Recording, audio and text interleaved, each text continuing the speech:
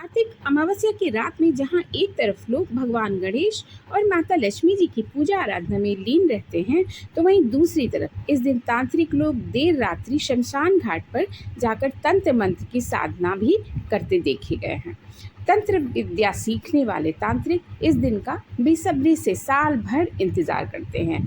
दिवाली की रात में तांत्रिक क्यों करते हैं आराधना, शमशान में तंत्र मंत्रों की किस प्रकार करते हैं सिद्धि, तो चलिए डिटेल से मैं इसको आपको बताने जा रही हूँ। इस बारे में पूरी जानकारी मैं आपको दूंगी। फ्रेंड्स, मिस्टीरियस हैंड्स में आप सभी लोगों का एक बार फिर से बहुत बहुत बहुत स्वागत है। आशा करती हूँ आप सभी अपने घर में स्वस्थ, प्रसन्न एवं मस्त होंगे। और दीपावली का त्यौहार नज़दीक आ गया है। यह एक ऐसा त्यौहार है जिसका सभी को पूरे साल बेसब्री से इंतज़ार रहता है। दीपावली जो है वो पूरे 5 दिन का उत्सव है, जो कि धनतेरस से लेकर भाई दूज तक मनाया जाता है। और हिंदू पंचांग के अनुसार कार्तिक माह की अमावस्या तिथि के दिन दीपावली का पर्व मनाया जाता है। धार्मिक मान्यता है कि इस दिन लंका विजय कर प्रभु श्री राम 14 वर्ष की वनवास काल के बाद अयोध्या लौटे थे और तब अयोध्या वासियों ने दीपमाला जलाकर अमावस्या की रात्रि में प्रभु श्री राम का स्वागत किया था।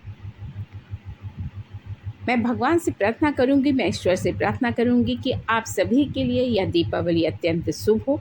माता लक्ष्मी, श्री भगवान गणेश की आप आराधना करें। माता लक्ष्मी का आपके घर में प्रवेश हो, आप सुख से, धन धान्य से भरे रहें। तो मित्रों, जो दीपावली का पर्व है वह भगवान प्रभु श्री राम के स्वागत के लिए होता है।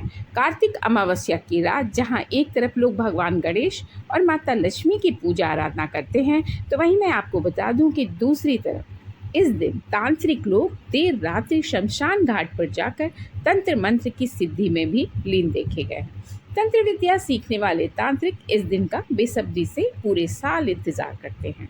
दरअसल हिंदू धर्म में कई तरह के ज्ञान और कला का प्रचलन है। इन्हीं में से एक है तांत्रिक विद्या, जिसे काला जादू के नाम से भी जाना जाता है।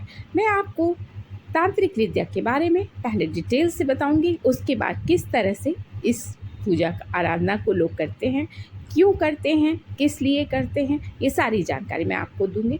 हालांकि इसका जो सनातन धर्म से कोई संबंध नहीं है, क्योंकि तंत्र विद्या का प्रयोग किसी कार्य में जल्दी सफलता प्राप्त करने के लिए, किसी को नुकसान पहुंचाने के लिए किया जाता है। तांत्रिक दिवाली की रात में अपने तंत्र मंत्र की साधना करते हैं। अक्सर आपने देखा या सुना होगा कि टोने और टोटके यानी कि तंत्र विद्या की सिद्धि दिवाली, गुप्त नवरात्रि या किसी शुभ मुहूर्त की रात्रि में ही किया जाता है। करते हैं तंत्र मंत्रों की सिद्धि।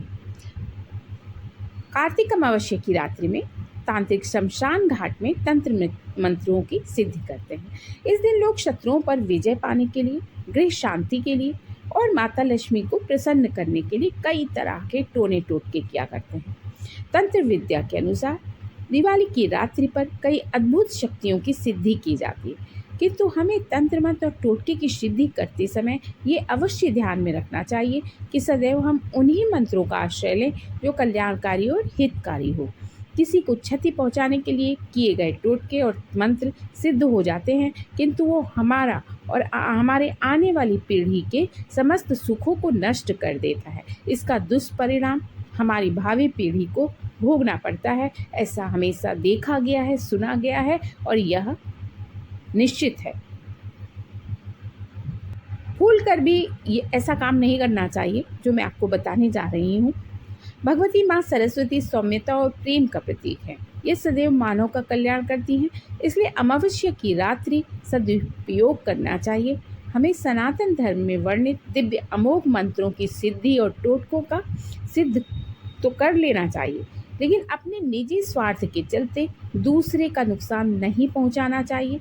तंत्र शास्त्र के अनुसार कार्तिक अमावस्या की रात्रि पर कई अद्भुत शक्तियों की सिद्धि की जाती है। हालांकि इस साधना के दौरान यदि भूलवश भी किसी का अहित हो गया हो, आपसे करना ही नहीं चाहिए, करने की कोशिश ही नहीं करनी चाहिए, क्योंकि इसका बड़ा खामियाजा आपको भुगतना पड़ सकता है। इतना आप अवश्य याद रखिए। दिवाली का जो पर्व है वो श्री गणेश भगवान जी का और माता लक्ष्मी की पूजा आराधना का पर्व है। माँ लक्ष्मी की आराधना करने से सुख संपत्ति और धन वैभव की सफलता प्राप्त होती है, वैसे भी होती है।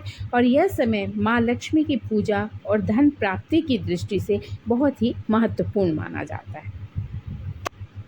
तांत्रिक साधना कितनी प्रकार की होती है? तांत्रिक साधना 2 प्रकार की होती है, एक वाम मार्गी और दूसरा दक्षिण मार्गी। वाम मार्गी साधना बेहद ही कठिन है। साधना में जब पात्रता का विचार किया जाता है तब कहा जाता है कि गुरु भक्त हो, जिसका मन चंचल ना हो, वही तंत्र साधना का अधिकारी हो सकता है। जिसके हृदय में विश्वास नहीं है उसे मंत्र कभी भी सिद्ध नहीं हो सकते हैं। आपको किसका पूजन करना चाहिए? आपको सर्वप्रथम भगवान श्री गणेश जी का और लक्ष्मी जी का पूजन करना चाहिए। श्री सूक्त का पाठ आप कर सकते हैं पूजन में, और चाहें तो विष्णु सहस्त्र नाम, गोपाल सहस्त्र नाम का भी पाठ कर सकते हैं। इसके अलावा दीपावली पर कौड़ियों की पूजा और चांदी के गड़वी की पूजा होती है। सिक्के की पूजा का भी प्रचलन है। दीपावली के दिन धन प्राप्ति के लिए कौन सा पाठ करें, ये सबसे अंत में मैं आपको बता रही हूँ। धन प्राप्ति के लिए मुख्य रूप से माँ लक्ष्मी की उपासना की जाती है। कहीं कहीं धन के लिए कुबेर और सूर्य देव की उपासना की जाती है। धन प्राप्ति के लिए मंत्र जप, दान और रत्न धारण किया जाता है। तमाम उपासनाओं में श्री सूक्तम का पाठ करना सर्वोत्तम माना जाता है। मैं आपको एक मंत्र बताने जा रही हूँ जिसका पाठ आप दीपावली की रात्रि में कर सकते हैं। आप जिस समस्या का समाधान चाहते हैं उससे संबंधित सिद्ध मंत्र का दीपावली के दिन जप करके मंत्र को सिद्ध कर लें तो समाधान मिल जाता है। सबसे बेहतर मंत्र होता है ओम श्रीम ह्रीं श्री कमले कमलालये मम प्रसीद प्रसीद वरदे श्रीं ह्रीं श्री महालक्ष्म्ये नमः। दूसरा मंत्र है ओम श्रीं श्रिये नमः स्वाहा। सबसे अंत में मैं एक बात जरूर कहना चाहूँगी कि दीपावली की रात्रि में जुआ खेलना अशुभ माना जाता है। आप यह कदापि ना करें। यदि आप माँ लक्ष्मी की कृपा बनाए रखना चाहते हैं, अपने घर में धन धान्य बढ़ोतरी चाहते हैं, तो इस दिन जुए से दूर रहें। मान्यता है कि दीपावली के दिन देवी लक्ष्मी धरती पर आकर अपने भक्तों के घरों में विचरण करती हैं। इसीलिए इस दिन अपनी पत्नी या किसी अन्य के साथ आप कभी भी हमबिस्तर भी ना हो। फ्रेंड्स, यदि आपको मेरा वीडियो पसंद आया हो तो इसे लाइक कीजिएगा, इसे शेयर कीजिएगा अपने मित्रों के साथ, अपने परिजनों के साथ, अपने दोस्तों के साथ, और मेरे चैनल को हो सके तो सब्सक्राइब भी कीजिएगा। अगले वीडियो में आपसे फिर मुलाकात होगी। तब तक के लिए नमस्कार।